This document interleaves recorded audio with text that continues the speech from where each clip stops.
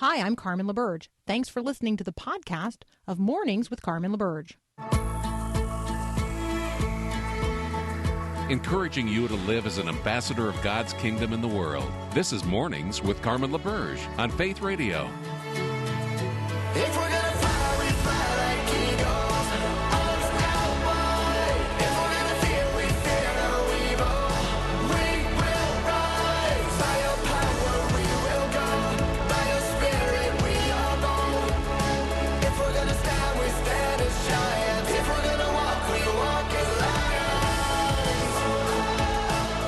Good morning, everybody, here on Monday morning. Happy Monday morning on the 4th of October. You can probably tell from the sound of my voice, if you're thinking you're going to wake up with Carmen LaBerge this morning, that is not happening. This is Dr. Peter Kapsner filling in for today as Carmen is away with some family on this Monday morning, and I'm delighted to be with you as we start our day fixing our eyes on Jesus, the author and perfecter of our faith. Paul Perot in studio, as always, producing the show. Good morning, Paul. Great to be with you and Good just morning. see you here in studio on at least where we are, a very foggy Monday morning. And the moon has sort of this ominous feel about it. You can only see a slice of it through the fog. It was a great way to wake up on that. And It was a fun drive in for me. it was indeed. And I am noting just from some of the early headlines that are probably unimportant and yet have my attention this morning that it is both National Taco Day today and it's also National Cinnamon Roll Day.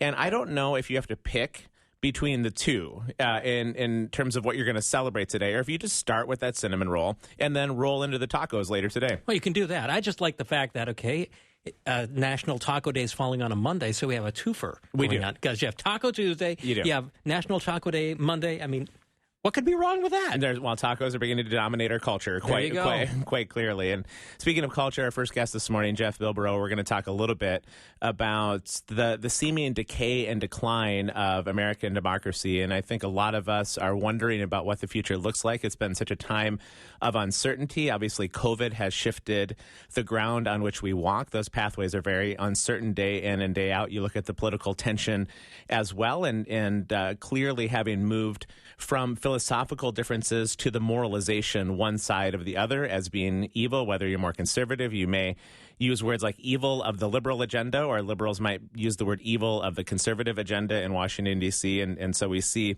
significant tension there as we're wondering about the future of our democracy. And part of what can be really helpful in charting out the way forward is to also be a student of history. We're going to talk about that with Jeff in just a minute. But the scriptures consistently invite us to remember. The people of God so quickly and easily forget their past. They forget the faithfulness of God. They forget the stories from which they come. The heart of our weekly Sabbath celebrations is meant to be celebrated around the communion table, where Jesus says, "Do this in remembrance of me." Look back towards the past. Know that the power that conquered sin and death some 2,000 years ago is still available today. Remember that is your story. Or in Exodus chapter 1, we see that the Pharaoh of Egypt was wanting to wipe out all of the male children because they were seen as the carriers of memory on behalf of the people of Egypt. They were the tellers of the stories. They were the reflectors on the faithfulness of God in the past, the God of Abraham, Isaac, and Jacob. And Pharaoh knew that if he could wipe out those male children, that he could wipe out the memory of Israel, and they would forget who they were and whose they were, and thus they would be very easy to subdue. So we're going to talk with Jeff here in just a minute about the function of history, the function of memory, and how it relates to our rootedness as people as we walk in these very uncertain times. So welcome to Mornings Without Carmen this morning. I'm Peter Kapsner, filling in for the day.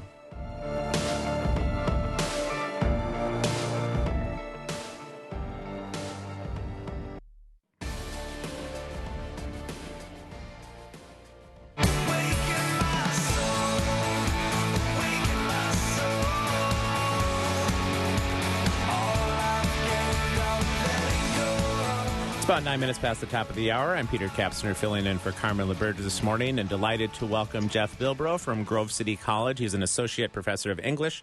Been on the show a few different times talking about his books that he has released, and for the first time this morning talking about some of the headlines that are intersecting with us as believers. Good morning, Jeff. Good morning. Great to have you. We were talking at the top of the hour here that it is National Cinnamon Roll Day and National Taco Day. Are either one of these two food items of interest to you? Of course.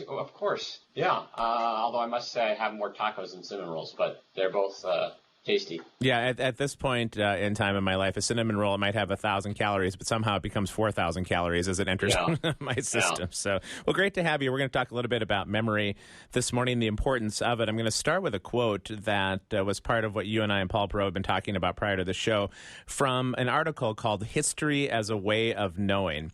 And the quote is this: "A culture without memory will hardly be a culture at all. It will be barbarous, easily tyrannized, even if it is technologically advanced, because the incessant drumbeat of daily events will drown out all reflective efforts to connect past, present, and future, and thereby understanding the things that unfold in our time, including the path of our own lives." And what Bill McClay is talking about in this article is that it is really difficult to understand where we're headed in our future unless we are rooted or anchored in the past. So tell us what you see in this article. Yeah, I mean, one of the things that I look for when I'm trying to understand current events is for people who are thoughtfully connecting what's going on right now with a longer narrative of who we are, where we've been. And it's difficult, right? I mean, Bill is not suggesting this is an easy task. He's, I think, quite aware of the challenges and the ways that memory can exclude certain stories or certain people. But also that we can't live without it. And, trying to cut ourselves off from the past only sets us adrift in a present without the moorings that we need to navigate it. So I think Bill's really helpful on this. And, I think one of the things that I try to look for, as I said, when I'm trying to make sense of what's going on now, is people who bring that kind of a historical perspective to bear on the events of the day. And Jeff, as believers, we have sort of these dueling histories that we attend to when we think about our past. Clearly, we are citizens of this country. And let's start there first, just talking about the importance of understanding our past as a country and some of what's happening within the arguments of different sides of saying, what is our past as our country? Is our past one that we should honor? Is our past one that we should repent from? Some combination? How do we understand our past as citizens among the historians of our culture? Yeah, Bill's got a pretty good book that came out maybe 2 years ago, I think, called Land of Hope. That's a sort of relatively brief history of America, in which he tries to draw a kind of unified narrative around both the promise and the failures of the American nation. So I think he does a pretty good job of trying to be honest about the failings, but still find reasons to understand and to admire aspects of our past and our nation as well. So that's one place to start, I guess. And it's much easier to kind of point out flaws in our forebears and then seek to just dismiss them rather than trying to understand people and their full complexity as both admirable in some ways and sometimes not admirable, and trying to wrestle with that and then think, maybe I have that same mix in my own life and I should view their flaws as a provocation to repent and try to do better myself rather than just cast stones. And Jeff, history does teach us that civilizations ultimately do decline and fail. When you look in the past and you see the Rome or Babylon or Assyria, some of these major civilizations, Grecian civilization, we see that they do come to an end. And in the midst of that, I think in the fear of that related to our country, whenever that day may come in the future, we are part of a different kind of kingdom, right, with a different kind of past. And so tell us just a little bit about what we see. If the worst should happen in our country and it's no longer, and sometime in the future, the United States of America, the lines on the map, we're still anchored with memory in a different kind of kingdom. That's exactly right. One of the things I love teaching Dante's Divine Comedy to my students, in part because I think he does a great job of valuing the history of his particular country, which is basically Florence, the city of Florence in Italy, but also, the kind of Roman Empire that was rooted in Italy, obviously. But also, as you just said, all these earthly orders rise and fall, and ultimately, the drama, the history, the narrative that we should root our lives in is the narrative of God's work in creation. So I think Dante does a great job of showing how that can be done and of kind of reorienting students, I guess, immediate frame of reference from the political order that we happen to find ourselves in, which certainly matters, but more primarily rooting ourselves in the Christian order of the world that's our ultimate home. Jeff, one more point on this, and that would be if you're a parent or a grandparent and you're in the lives of your children or your grandchildren, how do we think about shepherding them in these uncertain times then? I know that school systems historically have been places that help teach our young people how to be good, fair-minded, other-centered, contributing citizens to the United States of America. But if that increasingly is a difficult proposition to educate or shepherd in that way, what do we do as parents and grandparents to shepherd our kids from maybe more of a kingdom mindset, regardless of what's going on in our country? Well, that's a great question, Peter. I mean, I think one thing is to kind of resist the narratives of either simplistic fear, that kind of over-identifying with the American story and seeing that if and when America decays, that's some kind of an ultimate tragedy. But on the other hand, avoiding a kind of simplistic criticism of all people who have come before us and a failure really to uphold exemplary people who we can teach our children or our grandchildren to admire and to see in their full complexity. So, I like to read my daughter a lot of different age-appropriate biographies of Christian heroes, of interesting people in the country and outside of it. And I think that's a kind of looking through these stories of people, and their messy lives is a great way of coming to appreciate different times and to find kind of virtuous people who struggled to live out their faith in the past.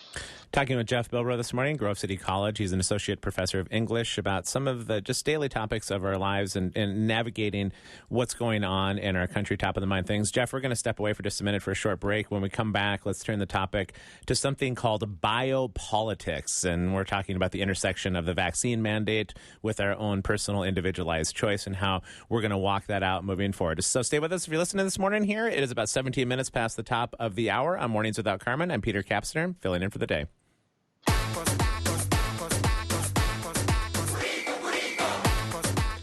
Jeff, I don't know where Paul Perot comes up with this stuff in terms of a taco song to celebrate National Taco. They're coming back. And this was wholly unanticipated by me. It's a little early in the day to be thinking about tacos, but it is National Taco Day. And you've never had a breakfast burrito or anything like that? It just seems a little aggressive to me in the morning, I have to say. But Jeff, thanks again for joining us. Lots to talk about. I know one of the very non-controversial things that we could get into this morning would be the vaccine mandate. It was really interesting coming back to school with my students that I teach at the University of Northwestern St. Paul in the ethics course.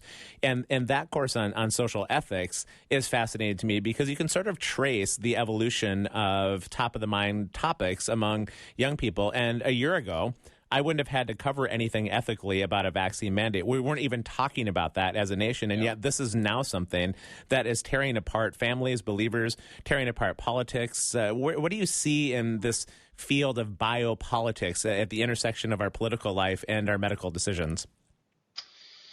Yeah, as you said, no matter what I say at this point, people are going to be offended. And I think that's just the nature of the discussion right now. But it's also, hopefully, an opportunity to have some deeper questions about the nature of our communities, nature of health, period, and think about whatever sort of prudential decision you then make on the vaccine is hopefully rooted in a more robust understanding of our responsibilities to each other. So I think this essay that we're talking about by Matthew Loftus, where he says biopolitics are unavoidable, is a good place to start because he begins with a quote from one of my favorite authors, Wendell Berry, whose whole understanding of health is non-individualistic.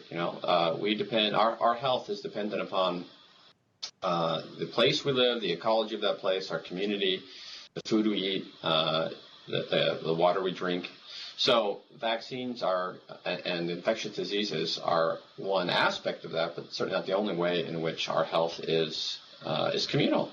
And I think just beginning with that recognition, and then as Christians, addressing that not from an individualistic perspective about what do I want to do, what's best for me personally, but how can I best love my neighbor in this context, and what does loving our neighbor as ourselves look like right now? If we begin from that Christian perspective, hopefully at least the conversation is less heated, and I think that's a more Christian approach to the issues.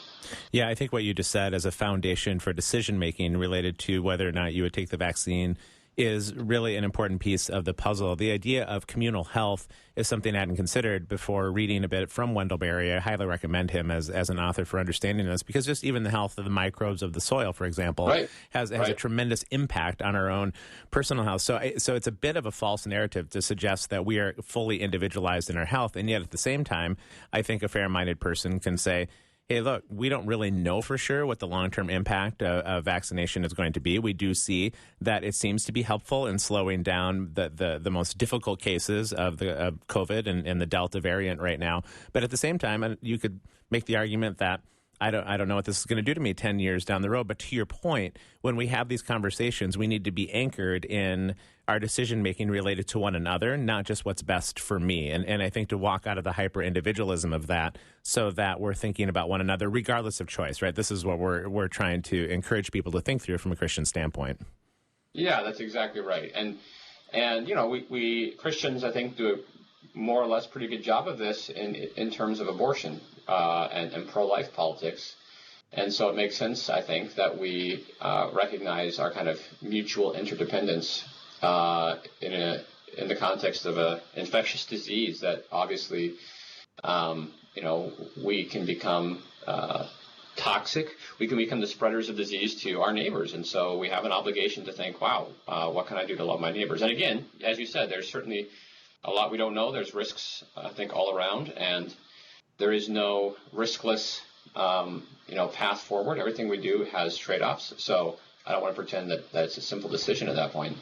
But, beginning from that posture of loving the neighbor and recognizing our dependence upon them and their dependence on us, and trying to make the decision based on how we can embody that love best is a much more healthy posture than one that just begins with my individual rights. Jeff, I appreciate you wading into those hazardous waters. I know the other night there's a localized app called Nextdoor, and where I live in the community, somebody decided to ask some questions about the vaccine. And of course, I think within 30 seconds, there were 6,000 posts. And it's just amazing how people are not necessarily trying to think through all of the different angles of this on behalf of one another. Well, one other piece of the community that we should probably talk about this morning has to do with minor league baseball. Yes. We've got a couple, yes, exactly. We got a couple minutes left here this morning. You and I are big baseball fans. The end of the baseball regular season happened yesterday. Playoffs begin tomorrow, Major League Baseball. But something that I didn't know was happening was the loss of a lot of minor league baseball. And baseball is one of those historically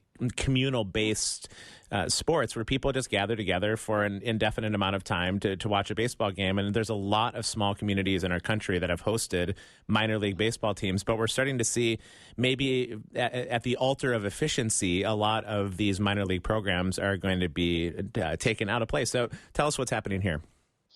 Yeah, so this has been going on for a couple of years, that MLB, Major League Baseball, for apparently to save money and apparently to give better salaries to the minor league players who would remain, wants to pare down pretty significantly the number of minor league teams and kind of standardize that.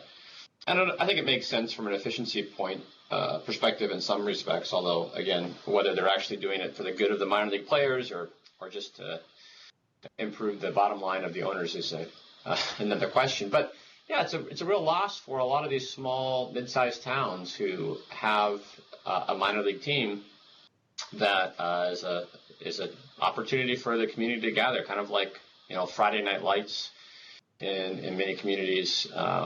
Minor league baseball is a kind of nexus of gathering and communal. It's an American pastime. It's a community pastime, and with the commercialization of sports and the kind of big business, big entertainment takeover, I think that element can be lost. But for a lot of communities, this is going to be tough, that they no longer have their minor league team that they've supported for decades. Yeah, it is a sweet place to go for an evening of fun, just for some minor league baseball. So hopefully we have other ways to gather as a community. Yes. Jeff, we got to leave it right there for this morning, but thanks for joining us and just with such wisdom on some really difficult topics this morning. Have a great rest of the day. You too, Peter. Thanks much. We'll step away for just a minute and have some bottom of the hour news in a couple of minutes. And in the second half of hour one of Mornings Without Carmen, we're going to be joined by Adam Carrington, and we'll continue some of these difficult conversations. Adam is going to talk about what he sees with the abortion decisions coming up in the Supreme Court.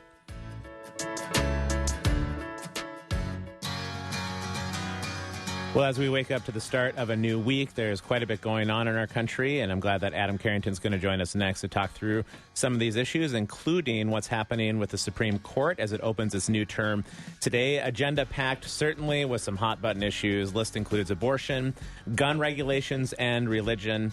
There's a firestorm, of course, prompted, I'm sure you know about it, about the state of Texas blocking refusing to block the new abortion law there. So Adam, as he is so adept to do, will join us here in a couple of minutes to talk through some of these issues that undoubtedly will affect our future as a country.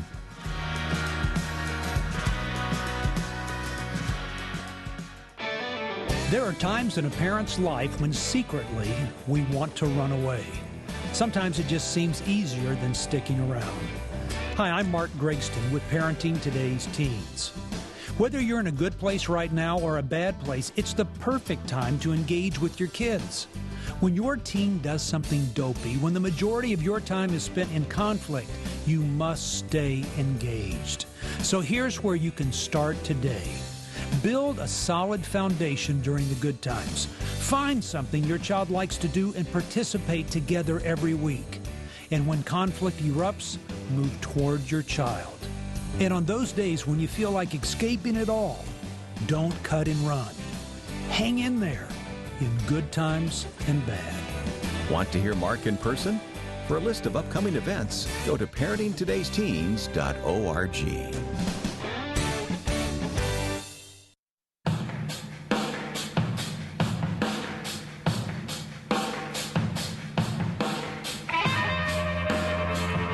Welcome back to Mornings with Carmen. Carmen is obviously away for today. I'm Peter Kapsner filling in. Carmen will be back in the host chair tomorrow morning, and so delighted to be joined at this time by Adam Carrington, who, if you listen regularly to the show, knows that he joins us on about every other Monday basis, right? Paul Perot, talk about politics, talk about just different dimensions of understanding legislation in our country. That, and of course, usually a little more in the month of June when SCOTUSmas comes around. Indeed, he is indeed. also just brilliant about Supreme Court stuff. Well, so. Adam, it's just great to have you on the program, especially on a day like today where the Supreme Court is opening its new term.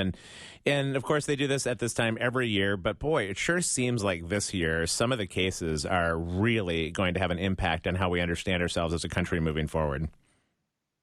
Yes, and we were talking just before we went on air that last year wasn't quite like that. There weren't as many big cases that non-SCOTUS nerds, would be interested in. But I think this is going to be it'll be one of the most watched in a generation, potentially one of the biggest in a generation.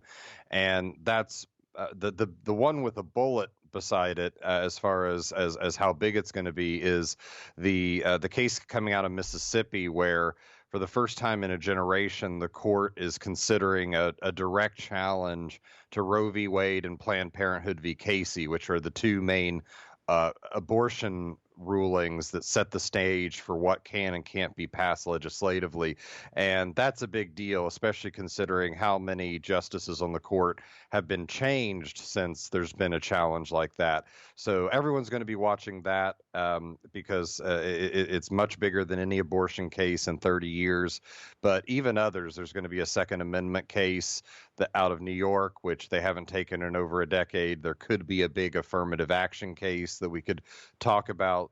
There's even going to be another school choice case related to religion and whether lower income parents can use vouchers from the state to go to religiously based schools or not, out of Maine. So some really big cases that could also have a real impact on people's lives as well.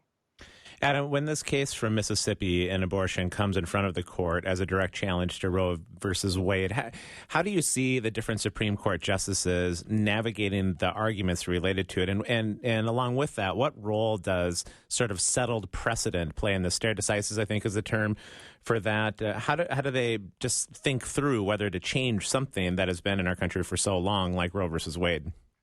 Right, and this is that's I think going to be the deciding factor. I'm pretty confident there's a majority of justices that would not have decided Roe and Casey the way they were originally done if they were on that court. In other words, if they were the first ones to decide it. But you're going to have to look at a couple justices on this question of precedent. And the idea of precedent comes from, yes, the text is supposed to rule of a law or of the Constitution, but there's also the precedent that judges should heavily respect what their predecessors on the bench have done, not just out of respect for their colleagues, but out of the consistency of the rule of law, so that you as a regular citizen have some dependency that the way the text has been read for a certain amount of time will continue to be the way it's read, so that you can order your life accordingly. And now, of course, ultimately the text is supposed to rule, and so therefore there are circumstances under which you could change precedent and say it was so wrong that we need to go back to what the text said. How strong that preference is, I think, varies justice to justice. So when I say it's a rule, it's not a hard legal rule. It's just a way that the judges think they should go so that they don't become too capricious. So that's a thing. If you're just wanting to get the nuts and bolts beyond the fundamental arguments about the right to life and questions of liberty and what the state and national government should and shouldn't do, the thing to look as to where the deciding judges will decide is how attached are they to precedent, how willing are they to go back on decisions that the courts have been making since 1973, even if they think it was the wrong or the right decision. So that's going to be something that we're going to have to really look at, because I think that will be the deciding factor for the judges that will get to 5 votes one way or another. Adam, for those interested in following this decision-making process, when will the arguments open on this Mississippi case? And then what is the process from there between that and decision-making by the Supreme Court? Yeah, this is something that if you don't know the process, and I remember the first time I had to figure it out, I said, why is this taking so long to happen? And so the court has already accepted the case. They've said, we will hear the arguments and rule on it on December 1st, and this will be live streamed, so you can listen to it as it happens, not video but audio.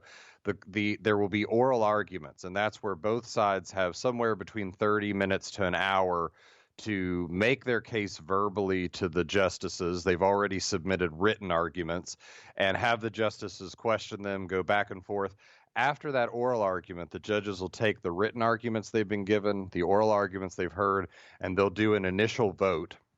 And out of that initial vote, one justice will be assigned to try to write the majority opinion. He'll try to write an opinion, he or she, that will get at least 4 other justices, if not more, to say, yes, I agree with that.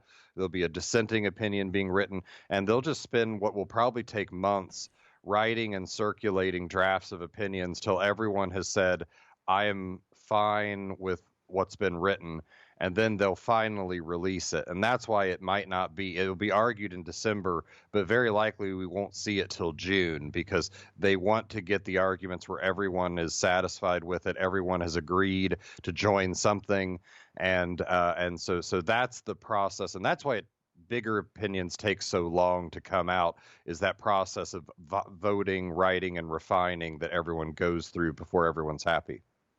Adam, besides the abortion case coming forward, there's another one that's related to the Second Amendment, of course, and the right to bear arms. And I'm seeing a narrative increasingly being perpetrated by certain sides of the political argument that want greater regulations on weapons and firearms in particular, that this is a public health crisis, that it's not just about the right to bear arms, but we're talking about a health crisis. And what do we see in the cases coming forward, SCOTUS, related to this?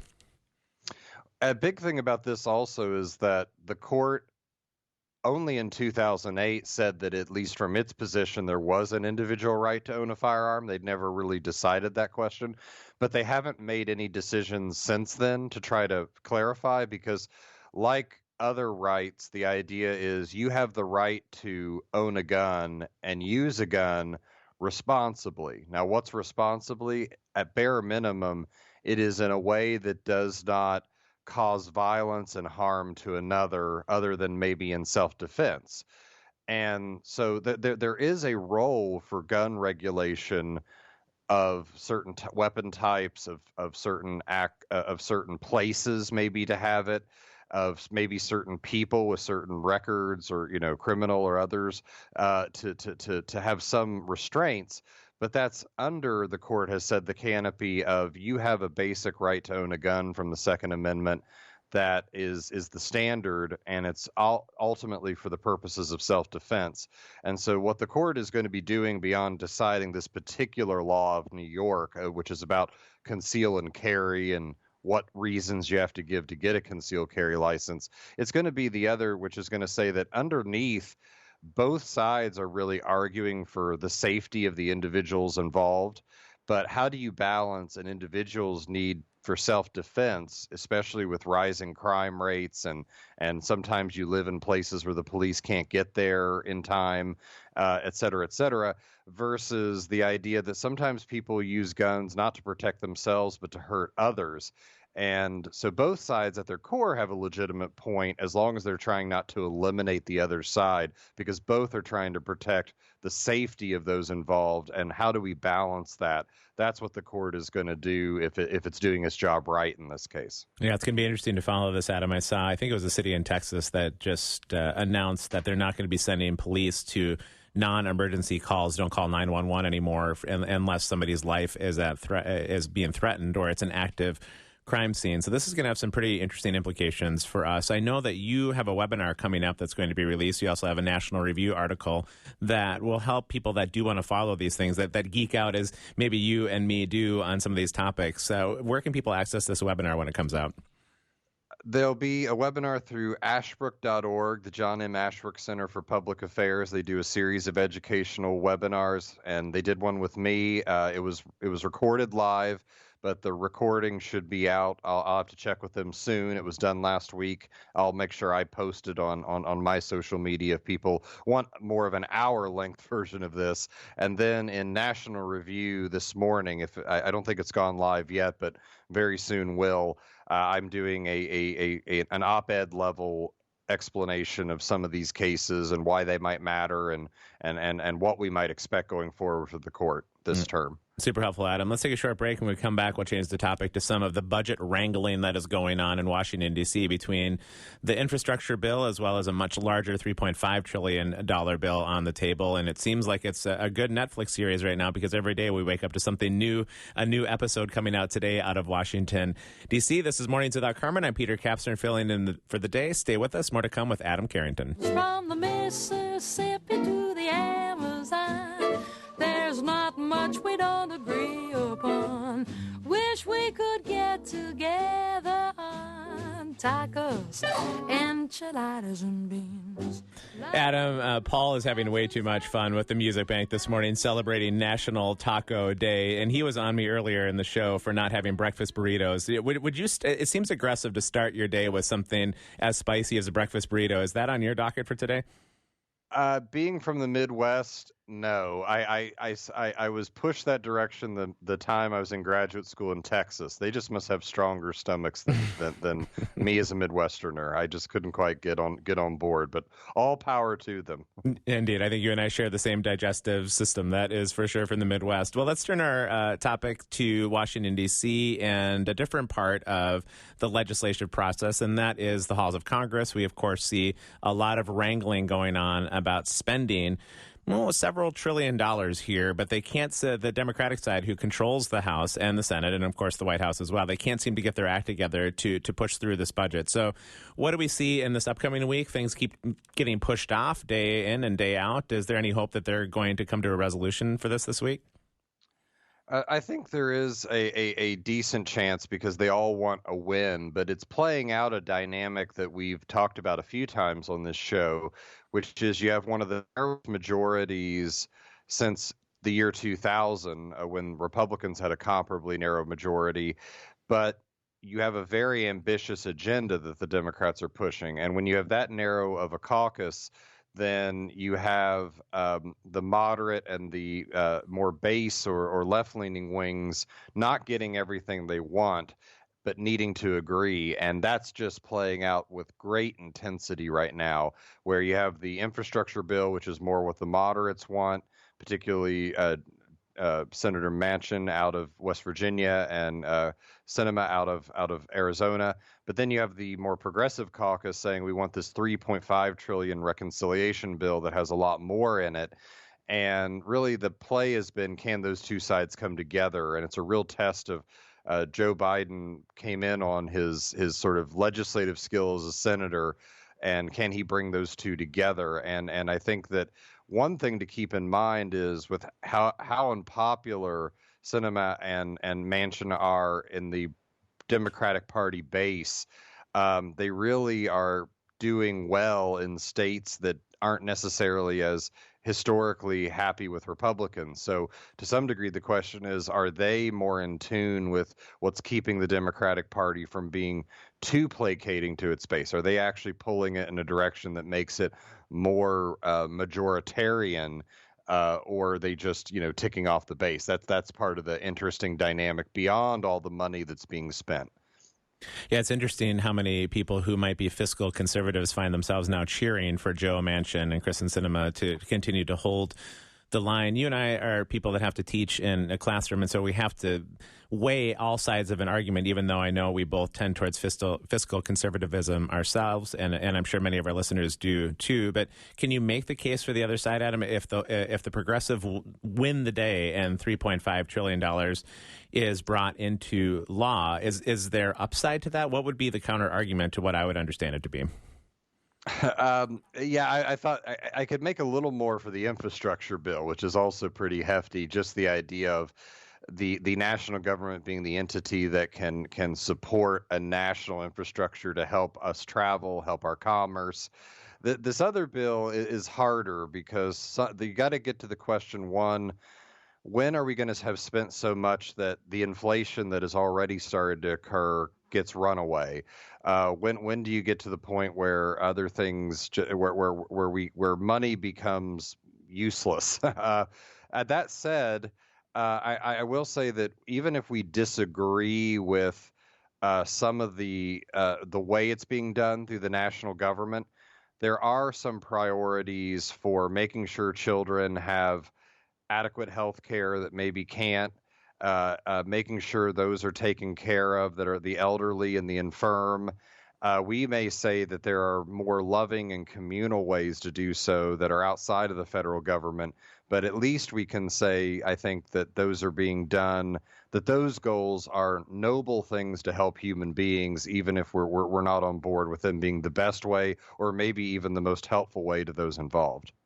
It's interesting to see the momentum with which the very progressive side of the Democratic Party is gaining in terms of their voice in this country. I have seen that tied into the way that young people are being increasingly educated. And again, you and I are in university life, and I think a fair-minded approach does suggest that the next generation really is growing up with these ideas that we've seen that seem so far off base, and yet that gets to be pretty common understanding in the next generation about society, about socialism, about spending, about these kinds of ways to structure our life together. This is going to be, this is not just a one-off thing, right, Adam? This is an increasing part of where we're headed as a country. Yeah, and it's why education is so important and why a real education matters, where you're actually exposed to both sides and exposed to both sides in a thoughtful way. I make my students write a counter argument in every paper they turn into me. And what I tell them is you need to give a fair representation of a view you don't agree with, give it fairly, and then tell me why you still don't agree. And that's not just for civility. That's actually to show that we know our own side enough to be able to thoughtfully engage with the other side. And I think you're right. It's interesting, as much as, and no victories are permanent. And some of the victories that were had over communism internationally, but domestically with the sort of Reagan revolution that for all the things it didn't accomplish really set limits on what government was willing to invest in, how much it was willing to leave to communities and others, how much that argument is open again. And I think it really comes down to what degree is self-government through this entity called the government that we've formed, and how much is self-government actually a ruling of one's own soul. And to some degree, it's both, but I think the balance is really tipping much toward ruling through an entity, not through oneself. And so that's something to watch. If what are going to be the downsides of that, and to what degree can it be mitigated, especially through education? Yeah, Adam, we just have about a minute left, but I think what you said is a really important thing for us to consider as believers, that we really do understand all sides of the argument, that we don't just parrot back that which we agree with, that we have really an opportunity to be thought leaders about how to move forward. And part of that is understanding the other side.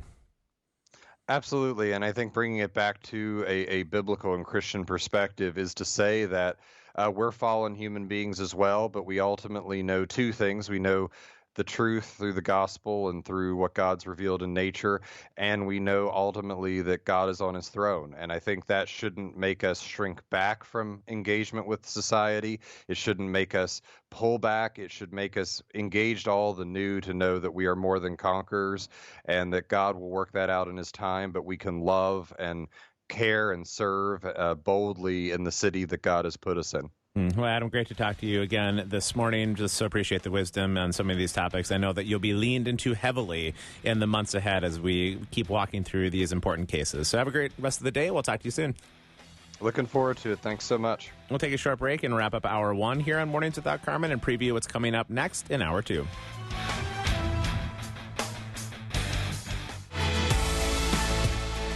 Well, I sure loved what Adam Carrington had to share there, especially at the end about intellectual honesty and humility, the idea of understanding the other side of the argument fully so that we can walk with some measure of maturity in so many of these conversations, holding true to the values of the kingdom without compromise, firmly fixing our eyes on Jesus, but also doing so in a way that is engaging and invitational and not just seeking to power over other people, as I think we're worried about getting powered over ourselves, so to walk in a different kind of way. Well, we'll step away for a couple minutes and come back for Hour 2, be joined by Mindy Belz and talk about some of the international headlines that also impact us as believers.